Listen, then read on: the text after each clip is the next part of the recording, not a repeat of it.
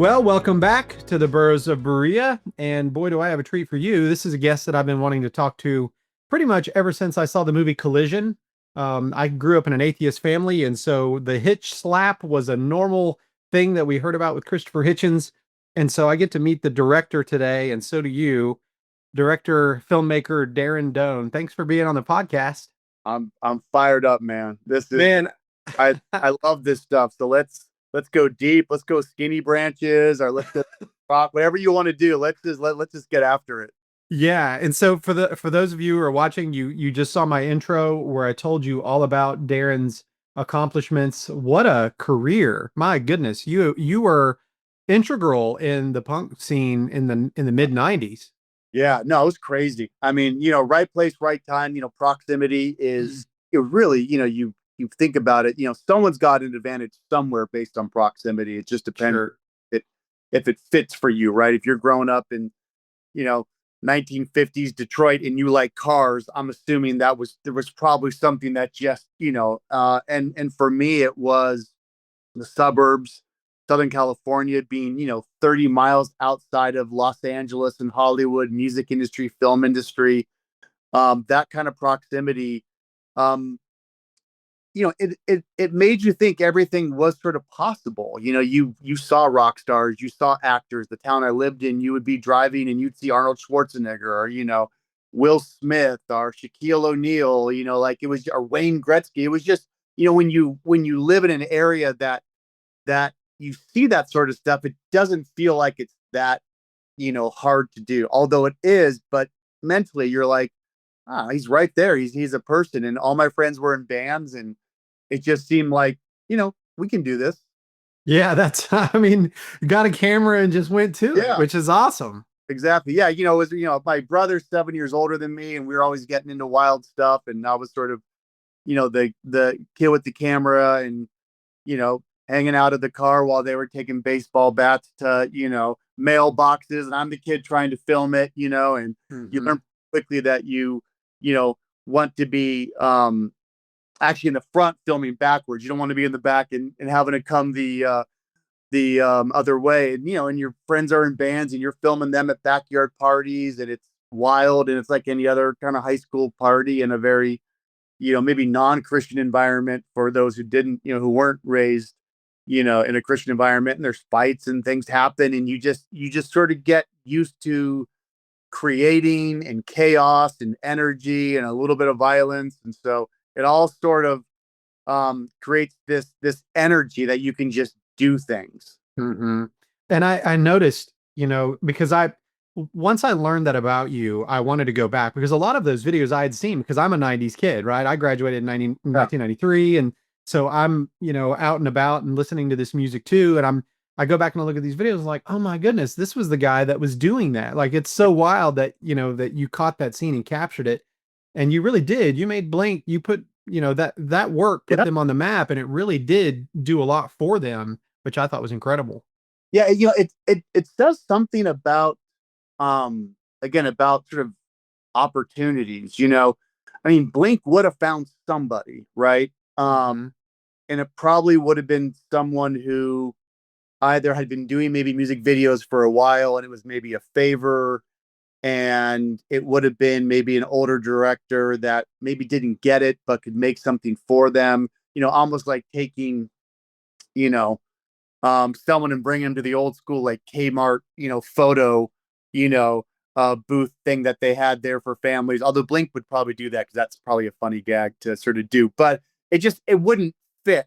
And for me, I was raised on just sort of independent films and cinema and music and indie movies and all that stuff. And so when I met those guys, it just sort of clicked. I mean, we were the same age and we were wanted to do stupid, funny stuff, and but at the same time thought that we could somehow make something really, really cool. So that energy, it just fit. And the fact that they had the drive to go beyond that, Hmm. I got to ride those coattails, but at the same time, I had to want to go beyond that as well. Yes. So it just works from an opportunity standpoint. And Yeah. it's all super, it's still super punk rock and underground. And that gave me really a taste for how the underground does eventually become the mainstream. Like it's Hmm. one weird thing that comes from all my years of doing that. It was sort of developing some level of pattern recognition that all culture starts with a subculture. Yes. Yeah, I can totally see that. And you can actually see it in your later work as you develop. And we'll get into that later in this interview. I'm going to bring that up later too.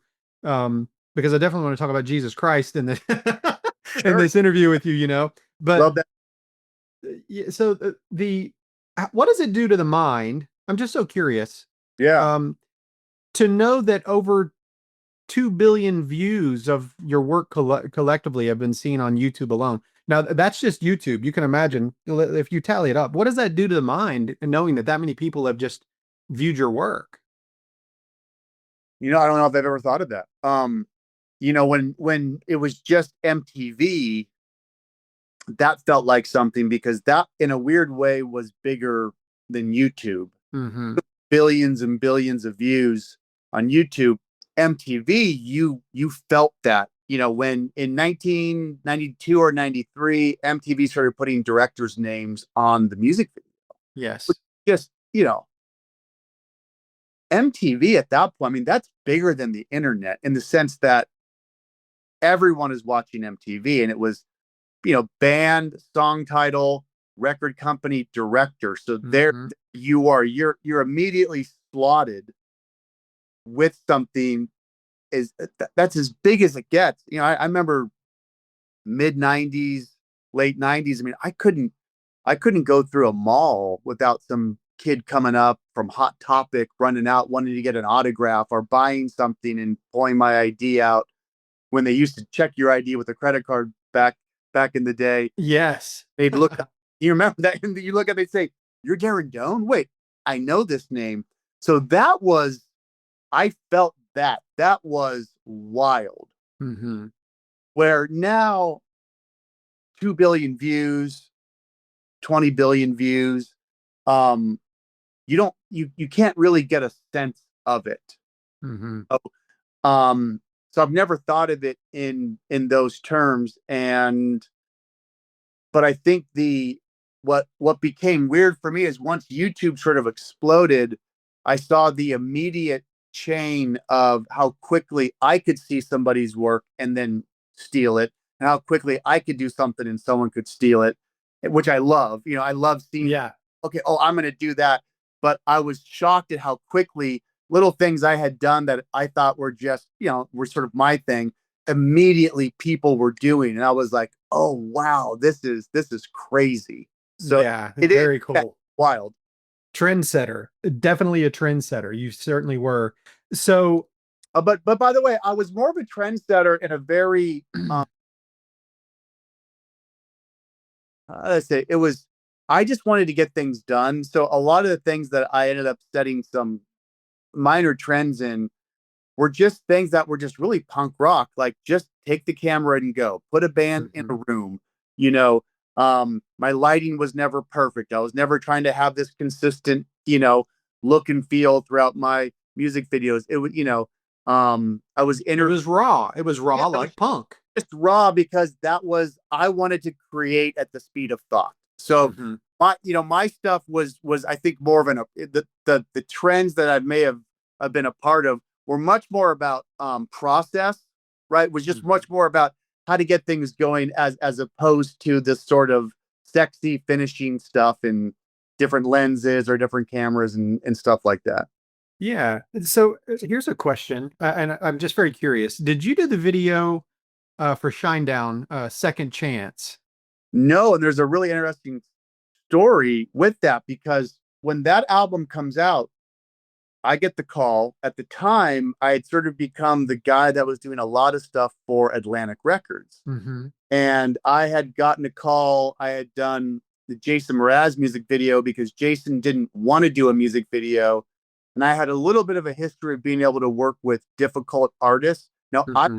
were difficult, but labels sometimes can have an issue or can have because they just have a certain vision or whatever. Anyways, I do the Jason Mraz I'm Yours video. Which was huge, by the way, huge. Massive, right? But he didn't want to do that, and I'd gotten on the phone and said, "Why?" He said, "Because I've only got 1 week for a vacation. I'm going to be touring for 2 years on this album. I have to take this vacation." And I said, "Well, where are you going?" He said, "Mexico." I said, "I have a lot of friends in Hawaii. What if you just went there? And what if I just gave you a vacation and documented the vacation and made that the music video?" He said, "Oh, I'm in." Which is a whole other story. But Atlantic Records, I developed like he could work with kind of complicated, difficult artists, and then that became, hey, Zach Brown, have him, hey, Shine Down, hey, all of a sudden, I get on the phone with Shine Down, and we shoot video for a song called Devour. Mm. But at lunchtime, I look over at this corner in the sound stage where we were in a building. There was this really weird wall. And I said, we should shoot another music video right now at lunch against that wall. I think it'd be great. And that was for a song called Sound of Madness. So we shot 2 videos that day. It just, the videos take off. They're huge. And this will happen a lot. I was a little more under the radar. Now the album blows up. And all of a sudden, because I never had an agent or a rep, or a manager or a lawyer, everyone starts jockeying for a position once a band really takes off. And so that's happened most of my career, that when things go, all of a sudden everyone gets in front of me, which is just, I've gotten used to it. And Second Chance comes, they do, I don't direct that one, and it becomes, their biggest song. Mm-hmm. But I remember right after that, when the next album came, because I ended up doing this is where I ended up doing, like, you would think biggest song, keep going with that director, right? Mm-hmm. Right. The next album, I do every music video on the album. And I think the album after that. Yeah. And so that's one of those things that is always an interesting reminder, because Sound of Madness, the video we did at lunch, because of that video, ended up actually kind of being the cult favorite to the fans. Right. And so Second Chance was obvious. That was the big ballad rock hit. But man, Sound of Madness did something totally different for them. And that stuck sort of in the gears of Shine Down and Brent Smith, the singer, who kind of really makes those creative decisions. And because of that, I didn't get Second Chance, but I probably got 5 more years of just rolling with them, doing so much stuff. So it's interesting, the chess moves. Yeah, it really is. And the reason I asked is because it didn't look like you. That's why I was very curious. I was like, it's so weird because the other videos do, and this video doesn't. And I was like, why did you change? But you didn't, because you didn't do it. Wow. And by the way, I'm glad I didn't do that video, because they needed that video. My work would not have done that for that video. That song, that radio hit, it needed someone other than me to make it exactly what it needed to be. By the way, that success afforded me additional success. So, as an artist, I think we have to be looking at, especially as Christians, you really have to take some sort of providential look at all stuff and be trusting God, like that guy. And by the way, that guy was making a living on that video, and he went and did great things, and he's paying his mortgage and putting his kids through school. I mean, that's how God works, right? That's that wasn't mine. They didn't owe me anything. Like that. I love seeing that blessing just overflow. Yeah, I'm glad that you think like that. And I'm glad that you mentioned as being Christians. Let me ask you something. Is your soap doing its job, or is it just pretending to be clean while secretly plotting to dry out your elbows? Be honest, if your soap came from a gas station or smells like floor cleaner, we need to talk. Halfback Mountain Soaps is what happens when real people say, hey, what if soap didn't suck? No harsh chemicals, no weird aftersmell, just shea butter, coconut oil, olive oil, and real essential oils that smell like actual things, like lemongrass and mountain streams, not cool power surge or Arctic wolf explosion. And when you order 5 bars, they throw in a free wooden soap dish, because nothing says fancy like a bar of soap on a little wooden throne. Free shipping if you spend $75, which is just a couple days worth of coffee you spilled on yourself anyway. So go to halfbackmountainsoap.com and smell like a person and not like regret. So when I interview people and ask for testimonies, I always ask them the same question. I usually lead off with that, but I was really excited about your work. I know a lot about your work, so I wanted to talk to you a little bit about that. But the first question I normally ask is, to the best of your ability, could you tell me your earliest memory of when you heard the name Jesus Christ? Yeah. I mean, I don't really remember when I heard it, but my first memory with Jesus, I must have been, I think 7 or 8 years old. I was in a garage at a beach house, and I was looking at my mother, and the scene just starts, and I say, I want to accept Jesus into my heart. Hmm. Now, I don't remember anything after that. Yeah. I have moments where I remember being at a couple churches and then nothing. Mm-hmm. And so there's just the scene just goes black, and Jesus was never talked about. It was never brought up. There was no religion. I mean, we were culturally Christians. I mean, we're celebrating Christmas and Easter. I mean, we weren't Muslims, so Right. doing American Christian things. But nothing was ever brought up ever again. Like, that was it. And so it's not until I'm doing all these music videos that a business acquaintance says, there's all these Christian bands that are really good, but they can't get on MTV because they're Christian. But if they could get you to do one of their videos, that would probably at least allow them to talk. Because again, back to, like, that's how big of a deal it was Mm-hmm. to be an MTV music video director. If you were doing hit videos, like, that was something that could get you in the door. Hey, we're going to get Darren Doane to do the video, or he did the video. And sure enough, that worked. That was MXPX. And next thing you know, I'm with Tooth and Nail Records doing a ton of videos, and I'm around all these Christians, and no one is sharing the gospel with me. No one is saying anything. No one's telling me he's got a plan for my life. No one's calling me a sinner. They're all smoking cigarettes and drinking beer, and no one says a word. But I'm always at these, like, Christian music festivals and events, and I'm hearing people preach from, like, the stage, and I'm hearing just weird things. And I was always watching TBN. I was just fascinated with Benny Hinn and Jesse Duplantis, and, like, I would just watch televangelists. Like, it was Mm-hmm. really a weird thing. And then on a whim, talking to the president of Tooth and Nail Records, and he just happened to mention mere Christ, mere Christianity, and then he had to get out the call for some reason. When I drove home that day, I stopped by the bookstore, found it, and C.S. Lewis, Mere Christianity. Yeah. yeah, and Wow.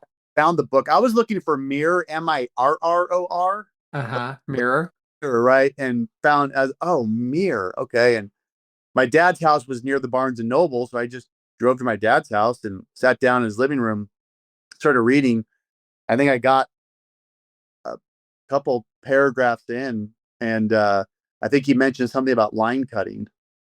Like, why do we know something's wrong if someone cuts in front of us or something? And I just put the book down. I was like, oh my goodness, I'm a line cutter. I said, I'm not going to read this book. And it just kept gnawing at me. It was really intense. We don't have enough time for the intensity, but it was intense. And I went back like a week or two, picked the book back up. I got maybe a chapter or two in, and I don't think he ever mentions hell, because I never picked it up again. That's how sort of frightening of an experience that book was to me. But I'm sure he never mentions hell. And but I remember thinking, if there is a hell, I deserve it. Like, and I was like, okay, I need to go and have a conversation with God. And went up to this sort of mountain, not a mountain, but like a hill, you could hike up to at the place where I was living, which is funny thinking of like Jim Jordan typology. Here I go to meet with God, right? I'm going to go have Yeah. a meeting with God up on a mountain, right? Like we need to have a conversation. Right. It's like a Charles Ingalls moment from Little Oh, House. yeah, exactly. Went up and just started having this conversation with God, and it was really one of the only. I think I've only had two um really wild experiences that I wouldn't even try to argue were real in one sense. Like Mhm. it doesn't fit my theology. Like, I've only had two like wild moments. And Mhm.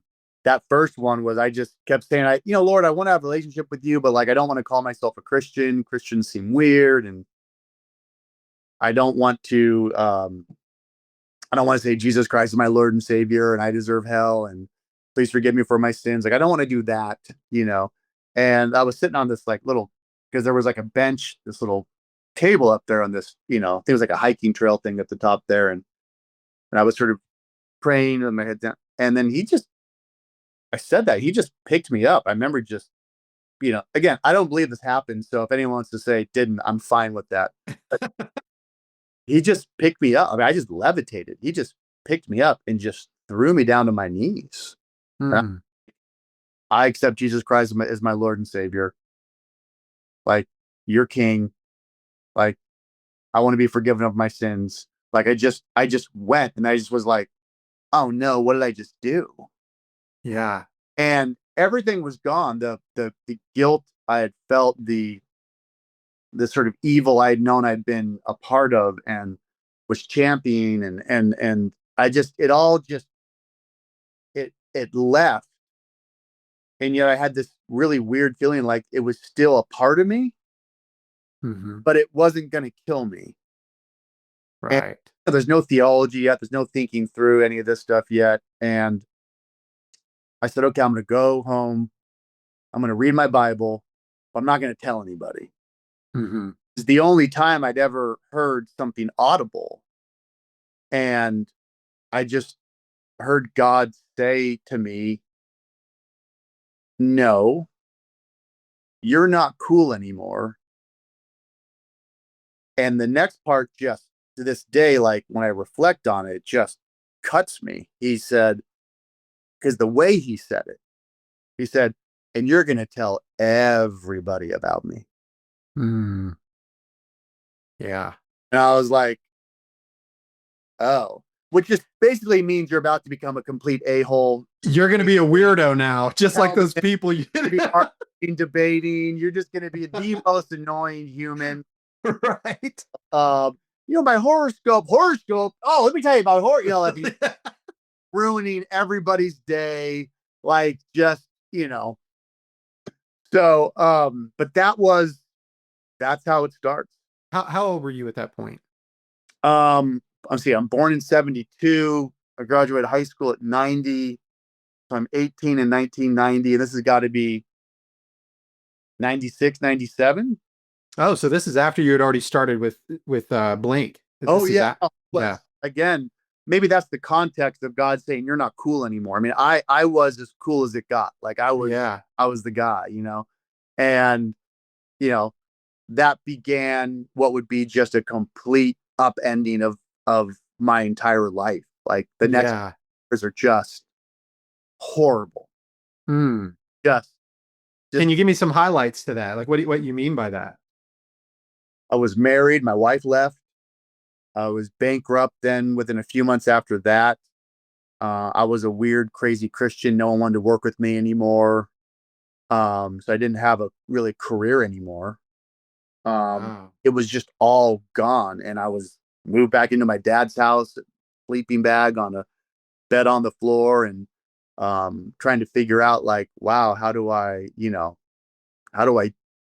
do any of this now? And um, it didn't, it didn't help that I was, there was only sort of Calvary Chapel style churches around me. And they didn't want me in there because the Word of Faith movement was really exploding. Ironically, all that Benny Hinn stuff I was watching, I'm watching the Vineyard movement from Malibu, like really explode and come over into the area where we were. And everything is just gnarly. What, you got people doing these church events, and they're doing big jugs, big things of water, and they're doing water readings and forecasting in the spirit. Like, just, I'm saying, like, guys, this is not good stuff. You want to be involved in this. So, like, all my non-Christian friends hate me. All this Christian community hates me. And it was like, man, I got, there was an issue with the Trinity. There was a whole thing going on with, like, Benny Hinn. He saw that God was 9, not 3, and all this stuff. And, like, there was, I was like telling people, like, yeah, you probably don't want to get involved in that stuff, and then it was like, you should probably leave. You're argumentative, and then it just was like, I got no church life. I got no work life. I got no friends. It just was like, oh my goodness. Like, where do you go? Like, Jesus, like, why would you do this to me? Like, this is horrible. Yeah. I want you to forgive me of all my sins, and I want you to come into my life, and then your life gets upended. Yeah. Like, just, I mean, just horrible. Like, was like, it was insane. And, by God's grace, one of the young kids that was in a Bible group I was in, who sort of saw it all go down and saw the whole thing. I ran into him. I was drowning my sorrows, I think, like in a double beef and cheddar Arby's sandwich. And, good choice. Yeah, always. Yeah. And, and he was like, Doane, he said, what are you doing? I said, oh, it's like, there's a little church I found across from the high school in town in a strip mall. And I went in, I met the pastor. Anyways, he had all these books behind him. And I saw, like, Bonson and DeMar and Van Til and Greg Kokel. He goes, those are those guys you were, like, always talking about. He goes, because you should go meet them. And I was like, and I was ready to walk away. I was done. I was like, this whole Christianity thing, so I just drove over that moment, and I walked in the strip mall, and I met the pastor. It was called the Sanctuary, a guy named Robert Campbell. And I was able to talk to someone like the stuff, like orthodoxy was normal. Yeah. And, he wasn't, he wasn't, I mean, he had all that stuff. He was read, he came out of, MacArthur Seminary or school. I forget the masters. But he knew everything. He knew Francis Schaeffer. He knew the story. Like, he got it. Like, it wasn't like I didn't need someone to agree with me, but it was just so nice to talk to someone that, like, yeah, yeah, I know theonomy. Here's why I'm not a theonomist. You could have a conversation. Like, I'm not full, presuppositional. I'm more of a Francis Schaeffer presuppositionalist. Like, I could just, like, oh my goodness, like, you could breathe and it wasn't weird. Mm-hmm. Had it not been for that moment, I don't know what would have happened, but that was my lifeline, really, to this day. That moment is what got me over the hump. And I had Christian fellowship and community and some pastoral maturity, and that really got me to where I am. So this Pastor Robert Campbell in the Sanctuary in a strip mall was the lifeline, and you have this, and you literally went to a sanctuary and got what you needed. Yeah. Right. And of all things, a suburban strip mall, right? Yeah. Like, a urban punk kid, like, it was next perfect to pizza. Like, it's just, the story's fantastic. All right, here's my secret. I've been pretending to be a kitchen genius. Pans clanging, timers dinging, me yelling stuff like, chef's kiss. But in reality, it's all thanks to my secret ingredient. So let me break it down for you. First up, everything seasoning. And yes, I mean everything. And it delivers. Chicken, nailed it. Fish, incredible. Veggies, now there's your chef's kiss. Mashed potatoes, don't even get me started. And look, I've even pushed the limits with this stuff. I sprinkled it on popcorn. Amazing. I even tried it on squirrel. Do I regret it? Absolutely. Trust me, everything seasoning makes everything better, whether you're cooking gourmet or going a little off-road. Now, the main event, steakhouse seasoning. This isn't just seasoning, it's grill dominance in a jar. You hit a steak with this stuff, and suddenly you're channeling your inner Hank. Who's Hank, you ask? Hank's that flannel-wearing, boot-stomping, truck-driving king of the grill. He can chop down trees with his bare hands and grills a T-bone so good you'll want to slap Gordon Ramsay's mama right in the mouth. I grilled burgers with Steakhouse last weekend, and my buddy goes, "Man, I really need this recipe." And I shot him. No, I just told him that I'd leave it in my will. So if you're ready to cook like a legend and keep your secret weapon close, head to mysecretblends.com. That's www.mysecretblends.com and use code BURROS, that's BURROS, at checkout for 20% off of your first order. So shake it, serve it, and when they ask you, just smile and say, it's my little secret. My secret ingredient. Get it today at www.mysecretblends.com and use BURROS to get 20% off of your first order. Yeah. So from there now you're back. You're not necessarily perfectly on track, but you met somebody that you can talk with. It was a lifeline for you. Yeah. So I'm very curious. Like, take me from there. I know we have short time. I've only got another 20 minutes with you here, but I just want to, because I definitely want to talk about Collision. I want to talk about Gary Yep. DeMar and Doug Wilson.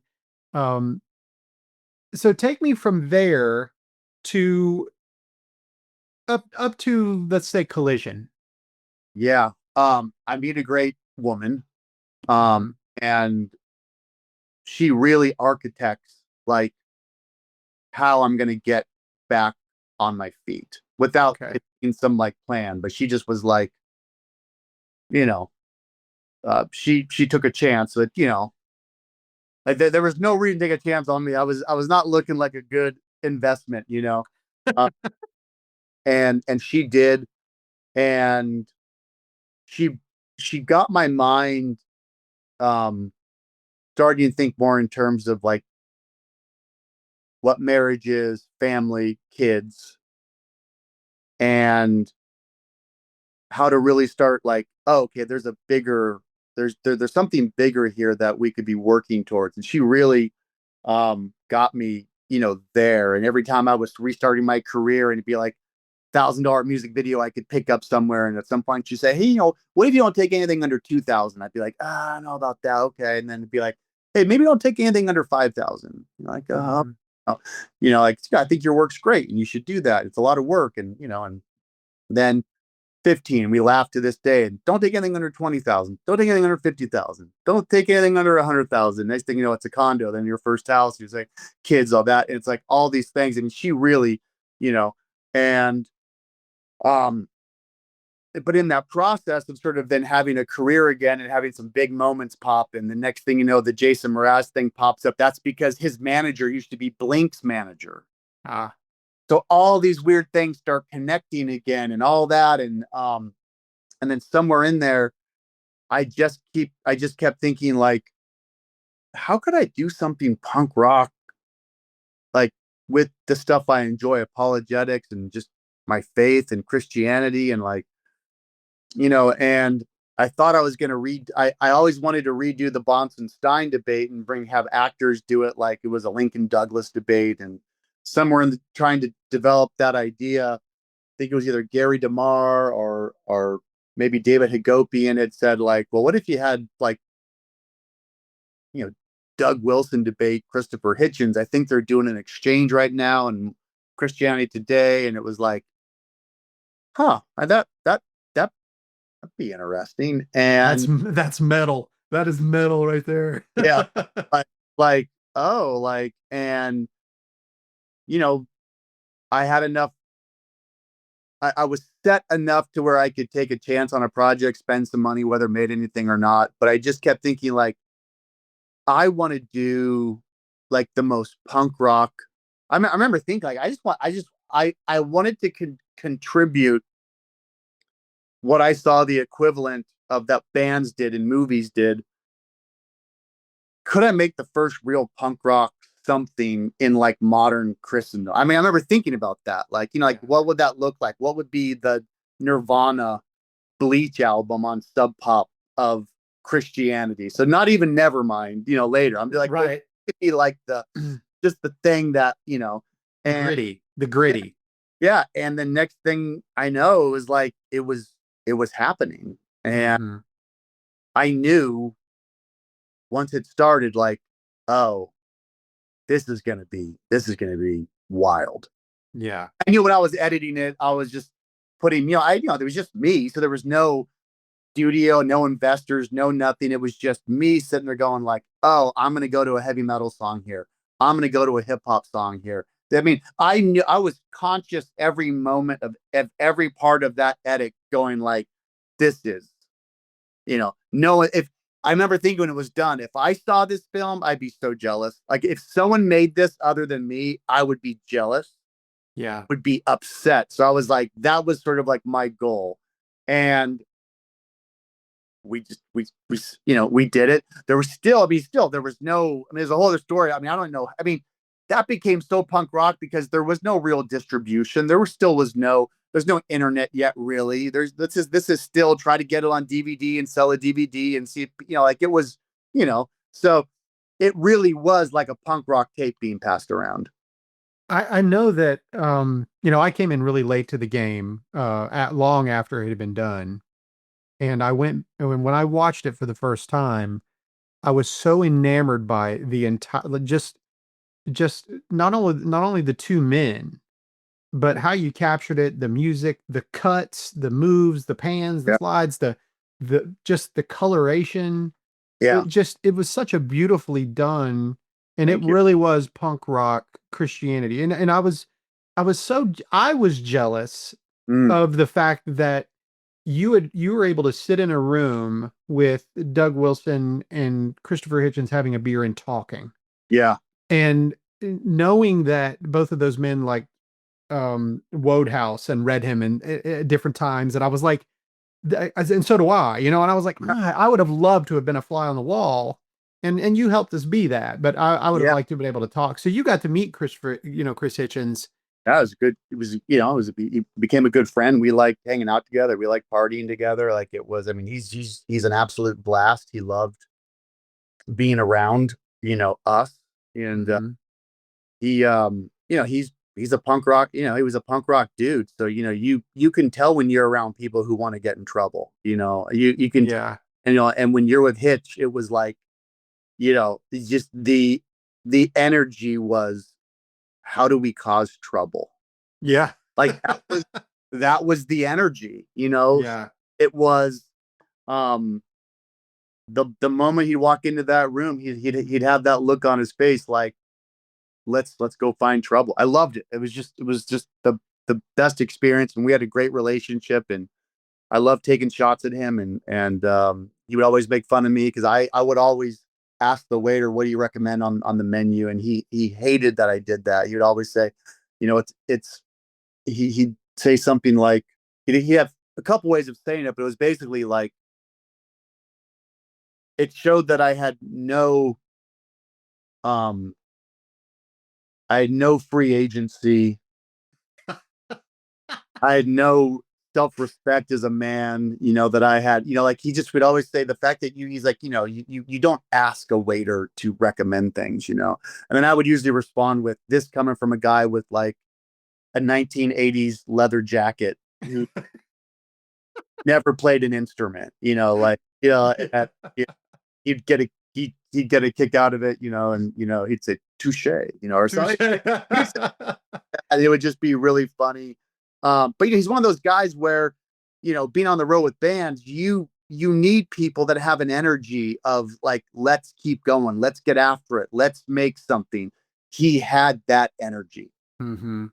That was honestly in that it was our mutual friend Gary DeMar Yep. had he's put out information about Collision over the years through American Vision, and that's really where I learned about it. And I've had a few conversations with him about it, about that movie in particular, and how that that moment where Hitchens and Wilson are talking, and Wilson tells Hitchens, oh, well, that was something that, took place in 70 AD due to the Roman Empire. And it was such a shock to him. And I remember it being a shock to me, Interesting. Okay. at the time. And I was just like, oh, like I never even, that didn't even cross my mind. Yeah. And Gary DeMar was a huge part also with Last Days Madness for me. Yep. I mean, it was a culture shock for me because I grew up, dispensationalist. So hearing Doug Wilson and Hitchens talk about that, it was really revolutionary for me. And I was like, oh, okay, I need to read some more. I need to learn more here. So, and now that we're talking about Doug Wilson too, something you said really resonated with me earlier about how do we get in trouble, or it resounds with the way that you work or like your films. Stonewall, it's such a shocking thing. Like when you watch Stonewall and like even the way that you question, Wilson, you kind of went at him, I don't know if that was planned, but you went at him, and he, like in regard to the Civil War was, why did the Civil War end? I remember you weren't really attacking him, but you were trying to get a straight answer. And Yeah. I just admire Wilson's ability to stay in the moment and to, to be congenial, but also to be, true. He And better look, for all the things you'll say about Doug, he's such a softie. And yeah. if you don't push him, I find Doug very boring if you don't push him. Oh, really? Yeah. Because Yeah.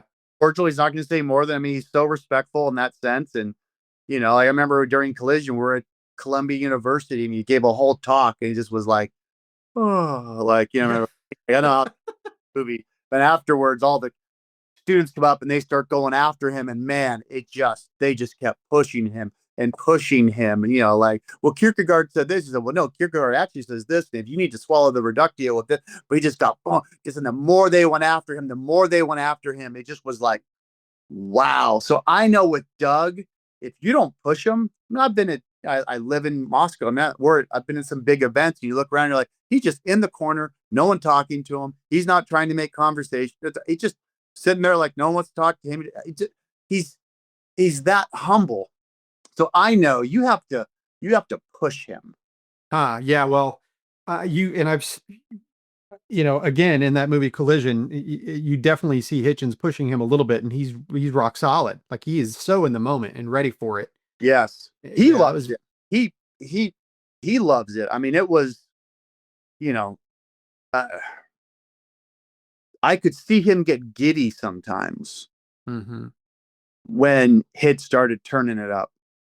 Yeah. Like I was like, I could see, he likes that, he's not going to throw the first punch, but man, he's ready for the follow-up. Yeah, for sure. And his blog and Mablog is pretty spicy at times. It's pretty good. Yeah, and that's that's just a different Doug. I mean, I'm still shocked how many people read it. I'm still shocked how many people think they know what the words are that he's writing. I have to still go and look up words every time I read something. Oh, same right here. You gotta have a dictionary. His blog's not accessible. It's like, it's, for the common guy, like it's not, like, so I'm always amazed when people are like, his blog, I'm like, I'm still deciphering things from things that. Isn't it brilliant though? It's brilliant though. A lot of his work is incredible. I think between the Bonson-Stein debate, learning that early on in my walk, under what that was, and then Doug Wilson's blog, those two things were an education. And just, wait, how do you read this? What is he saying? What argument? What is that? Like looking up words. I mean, I think between those two things, it really has been an education. Yeah. Yeah.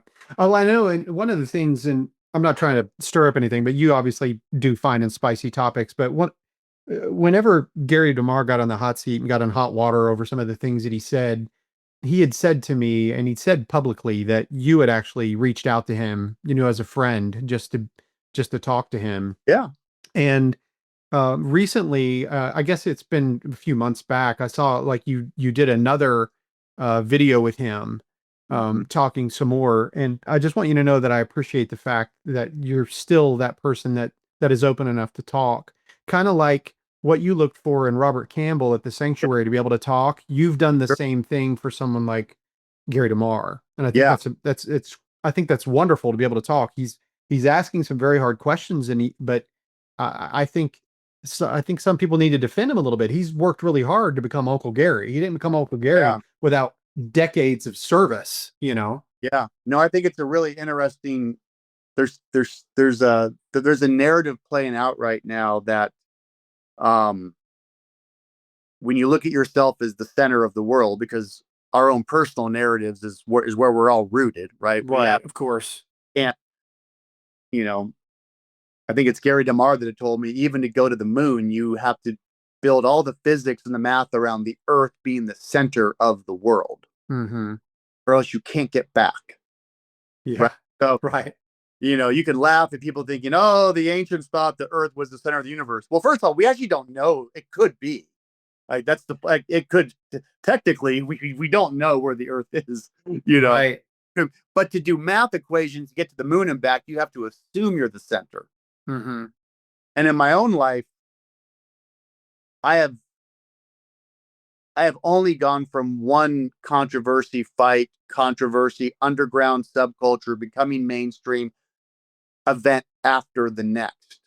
And when I got to be around Doug Wilson, I was like, oh, like, this is the next thing. He's the next thing. I knew he was the next thing.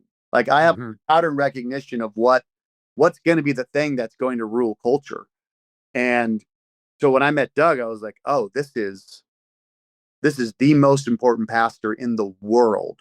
Mm. Like I know that. And he's proven that. Might be a low bar, but he's proven that. Mm-hmm. And the controversy right now around Gary, I think is the most important conversation of what is going to be the next iteration of Christianity, because that comes on the heels of the internet and AI and people being able to do work and research that 10 years ago. I was talking to a friend of mine, Oxford grad. He goes, 10 years ago, I had to go to that library to look at that. It's in my pocket now. So from 10 years ago and all back, whenever that library was, that's how you read that. That's how you got that information. I can see exactly what Augustine wrote. I can see exactly how weird of a dude Augustine is when I start doing research now and I'm looking at stuff and I'm saying, well, why didn't the church adopt these 10 other things from Augustine? Mm-hmm. Right. Like I can ask that question. Where we are at right now from a scholarship standpoint, it is completely punk rock. The mainstream evangelical hierarchy, especially from a scholarship standpoint, is in absolute trouble. And what they don't realize is they're already done. Mm-hmm. They're already irrelevant. Right. And the tension is going to be between the everyday person in church who the herd has been protected by everyone that's gotten an A on the test and knows all the rules. And that's whether you're a Calvary Chapel dude or whether you're over here full Eastern Orthodox, whatever. Everyone's pretty much agreed on the rules. And the answer is, I don't know why people are arguing and fighting. This just seems silly. I don't know why it matters and all that. Well, you have the freedom because there's all these people at the top, church leaders, the teachers, the philosophers, the scholars, all that. They've already agreed to a certain set of rules that have been fought over and continue to fight over. But what's happening now is the everyman, the sort of punk rock nature of theology and philosophy and typology and all of these things is now in the hands of a much bigger group of people. Mm-hmm. And interestingly, much like punk rock, they actually know how to communicate to everyone around them. Mm-hmm.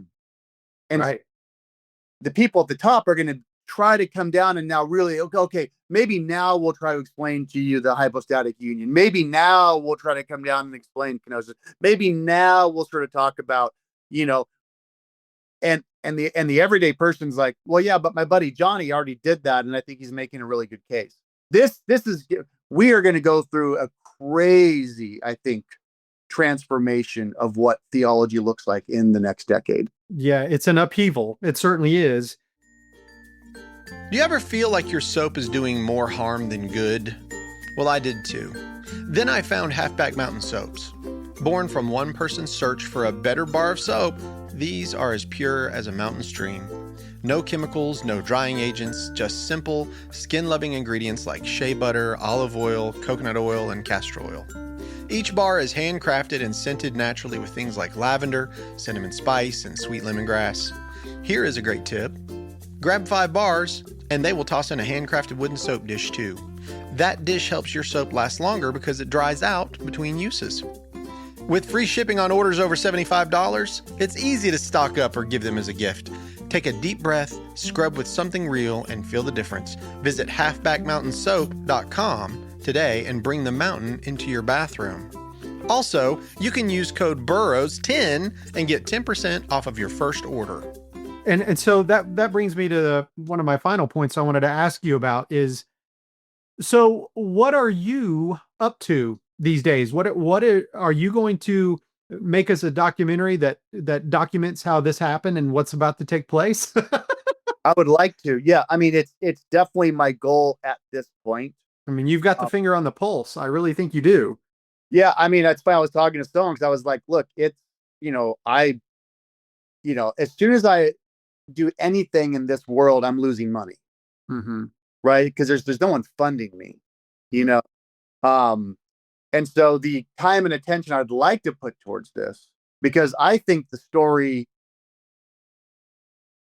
you don't understand Augustine to now, mm-hmm. because I think you have to do that. I think you have to understand Augustine. This is my pitch. You have to understand Augustine. You have to understand theologically the disagreements and the agreements on what the heck happened in the garden. Mm-hmm.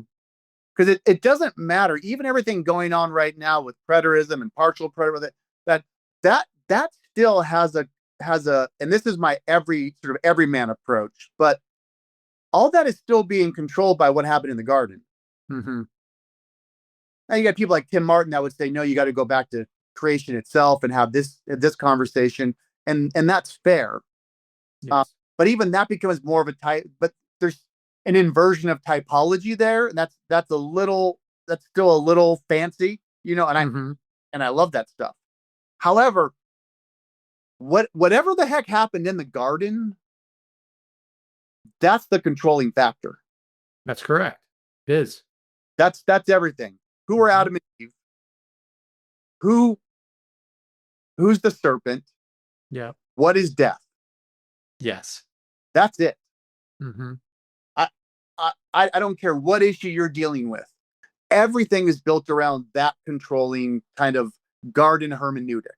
That controls everything. So you can't even get to these arguments now about the end and the resurrection and the body and all that stuff. And you could do that. You line up your verses, I line up my verses. Okay.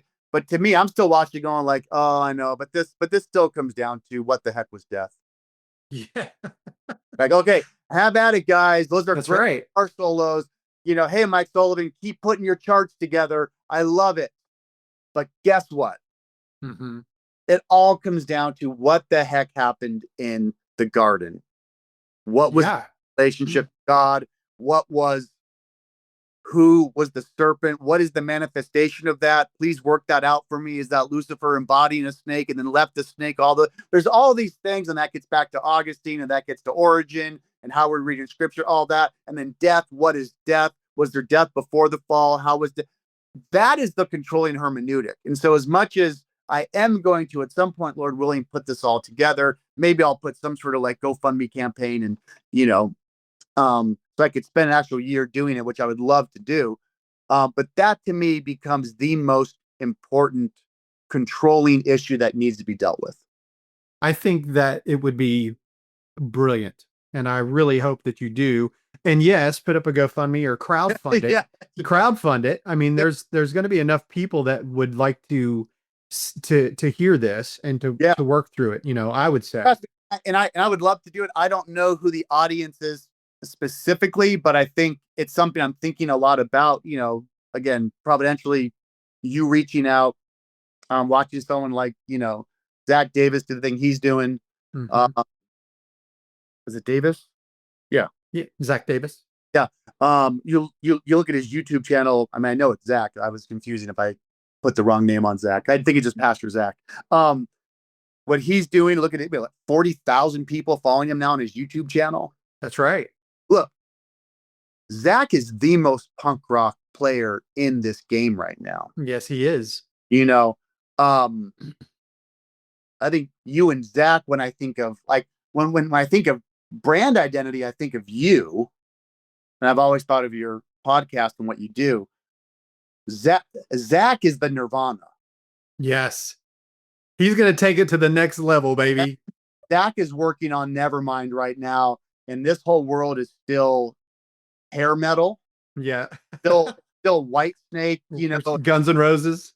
Yeah, it's still like, and Zach's sitting there and like I'm looking at Zach going like, oh my goodness, like this dude, like this guy's coming. But I think possibly like maybe connecting some of these and just really being like, hey, like maybe I crowdfund this, like who wants to, here's the goal, here's what I'm looking to do. And yeah, I mean that would be a dream project. Well, I'll get behind it. The minute that you put it up, I will blast it. I would love. And we have to follow up because I have so many questions for you and what you're doing. So we have to do a follow up just off air because I need to really pick your brain because I'm fascinated with kind of what you've been doing. Oh, well, thank you. Wow. I just want you to know how much I appreciate you sitting down with me. I know you got to go do stuff with your kids. I say amen to that. I got football practice. That's amen to that. I say go be with them. It's wonderful. That's what it's all about. Yes, sir. Yes, sir. So Darren Doane, thank you so much for being with me. And I can't wait for everybody to hear this. And let's definitely have that follow-up call one day and we'll just chat. Send me an email. Let's do a follow-up tomorrow. Sounds great. Okay. Thanks a lot, Darren. You take care. And thanks to your audience and everyone listening. Really appreciate it. Yes, sir. Thanks.